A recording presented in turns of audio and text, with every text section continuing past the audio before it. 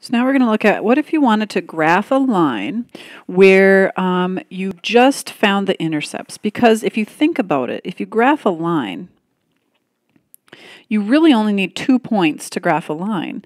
And some of the easiest and most easy to identify points are the points that are on the axis.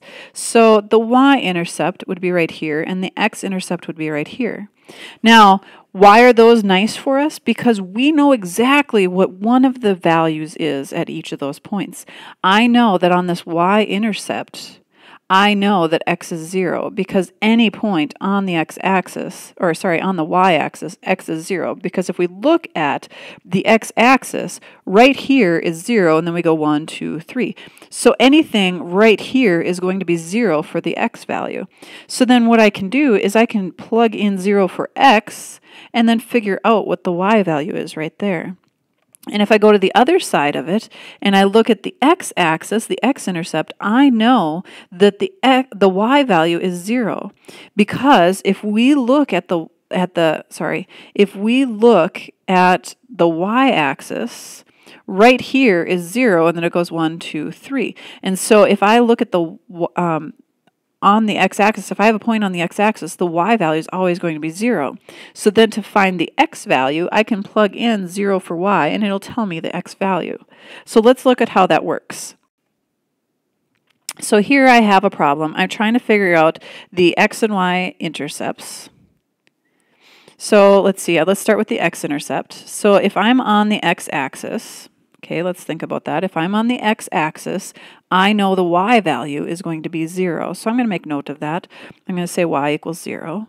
And I'm going to plug in 0 for my equation. So I go up here and I take this equation and I'm going to plug in, sorry, no, not 0 there because I'm looking at y equals 0. So I'm going to plug in 0 there. So I rewrite it. So 2x plus 3 times 0, replacing the y with 0 because I'm looking at the x-intercept, and y equals 0 on the x-intercept. Now 3 times 0 is 0, so now I just have 2x. I don't need to write plus 0, it doesn't do anything. And then I divide by 2, and x equals 6. So I know then that my x-intercept is 6. Okay, now I want to find my y-intercept. Now let's talk about that. On the y-axis, here I am on the y-axis, I know that x is 0. So I'm going to make note of that, x equals 0. And I'm going to take that same equation again. I go back to my same equation, and I'm going to plug in 0 for x. So I say 2 times 0 plus 3y equals 12. Now 2 times 0 is 0, so that goes away because 0 doesn't add anything. And then I have 3y equals 12, so I can divide by 3 on both sides, and y equals 4. So I know that my y-axis is 4, put a point, and now I have my 2 points, and I can draw my line through those 2 points. So that is the x and y intercept. So I have one more example. Here I have y equals 4x plus 40. Now this is in a little bit of a different format, but it's the same exact thing no matter what.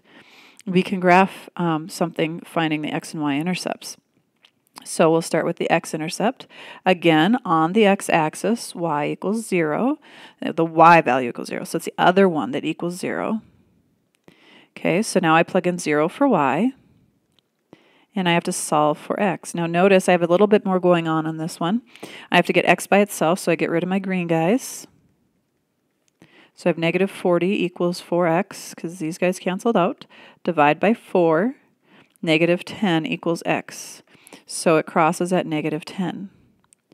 Then I want to find my y-intercept. Now for my y-intercept, if we look at it on the y-axis, x equals 0.